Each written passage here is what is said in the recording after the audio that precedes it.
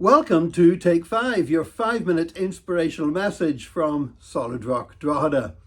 In yesterday's Take 5, I referred to a word that was common years ago in Britain and Ireland for having a midday snack around about 11 o'clock. A cup of tea, a cup of coffee, a biscuit, and we used to call it elevenses.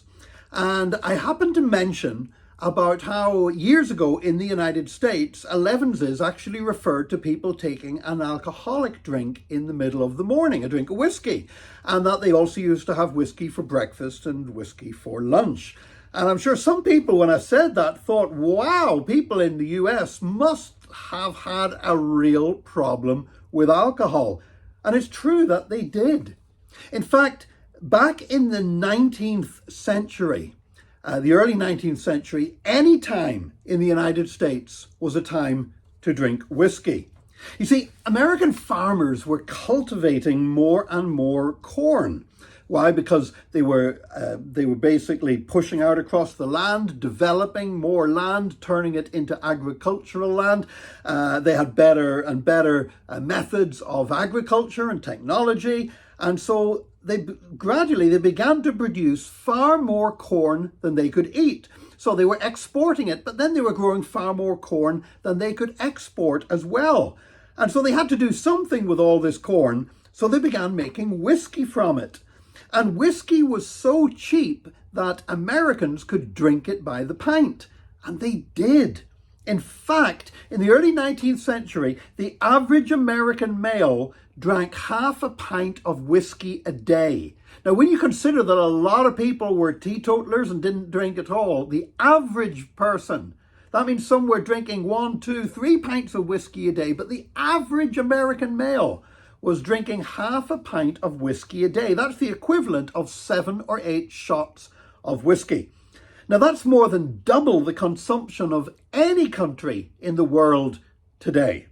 So massive amounts of ordinary American people were basically functioning alcoholics, or sometimes non-functioning alcoholics. They would drink whiskey at breakfast, whiskey at lunch, whiskey at dinner, and whiskey in the evenings, and even a mid-morning drink of whiskey in the middle of the morning called elevenses. In fact, about the only time they didn't drink was whenever they went to church on a Sunday morning. Now, of course, all that drinking produced illness, produced marriage breakups, unemployment, a whole host of social problems.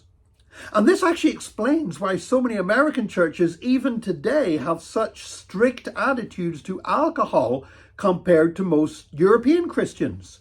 You know, I find that in the United States, Christians are much more likely to get bent out of shape and argue about whether you can even be a Christian and have a glass of wine. Whereas in Europe, Christians are often quite happy to have a glass of wine with a meal or a beer or a whiskey at the end of the night. They would be against drunkenness, but wouldn't see alcohol as the absolute evil that many Christians in America would see it.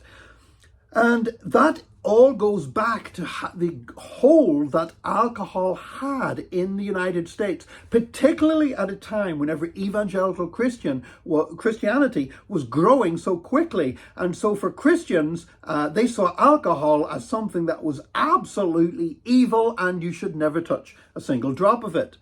That also explains why a prohibition movement developed in the United States, because people saw how much evil this overconsumption of alcohol on a national industrial scale was causing. And so a movement started that would seek to ban alcohol completely. Now, it took them over a century, but they finally did it. And from 1920 until 1933, the sale of alcohol was completely forbidden in the United States. And it didn't actually work the way that they planned. Instead, it spawned an explosion of organized crime, the best known of which would be the mafia, but there were so many other organized crime gangs from various ethnic groups. And it's not that now these gangs were already there, but the prohibition against alcohol gave them the opportunity for bootlegging, for producing illegal alcohol, which there was a ready demand for because people still wanted to drink. Prohibition is recognized today as a failure because in the end, you cannot legislate wisdom and you can't legislate moral behavior. Now, countries legislate, they pass laws to to protect the vulnerable. That's why we have laws against murder, laws against assault, theft, fraud, drink driving, discrimination, racism, etc. These all hurt other people. But if you want righteousness, if you want wisdom in a nation, that's not going to come by laws. It's only going to come through people having a genuine encounter with Jesus Christ.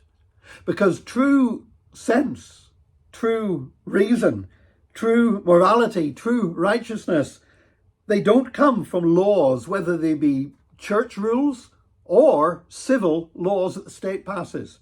These things come by relationship, and that relationship is with Jesus Christ. I pray that today you have that living relationship with Jesus, and I pray that you will introduce others into a relationship with him also. May God bless you. Join us again next time for another Take 5, your 5-minute inspirational message from Solid Rock Drogheda.